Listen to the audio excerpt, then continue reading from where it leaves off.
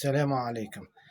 جيت نوضح هذاك يسمحوا لي الناس على الغناء هذاك، والهدف نتاعي باين وشنو هو. توصيل رسالة المسؤولين الأب والأم على هذه الظاهرة اللي شفناها، الأب والأم. وهذه رسالة موجهة لهذو الناس في الجزائر عامة.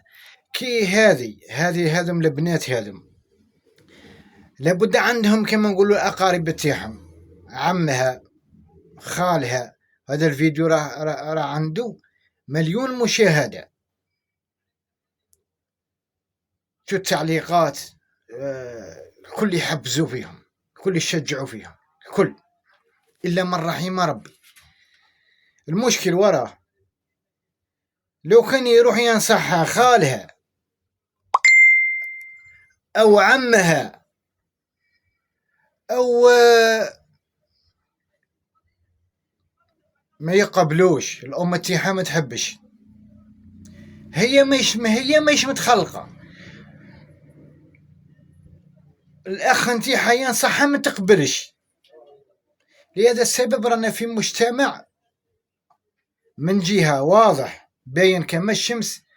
ونوصي أي إنسان في هذا الزمن: عليك بخاصة نفسك يا أيها الذين آمنوا قوا أهلكم وأنفسكم نارا. الإنسان يدير اللي عليه، ينصح ثم ينصح إذا ما كاش الإنسان كما يقول لك باه ما يلصقش فيه الوباء، المرض باه ما يلصقش فيه. دوك مستحيل نقدرش نربي ولادي أنا في محيط، يعني في محيط كما ما نقدرش. وهذه راهي تصرى كثير معناها بالمجتمع. إنسان كيروح ينصح بالتي هي أحسن وكذا، أول حاجة يتنمروا عليه بالهدرة تاع العامية اللي نعرفوها كاع.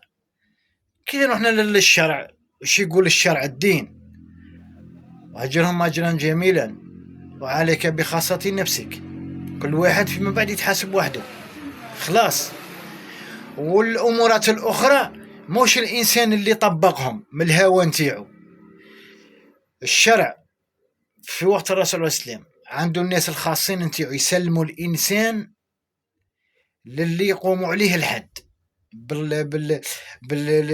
كما رانا نقولوا بالحكم الشرعي تعدين.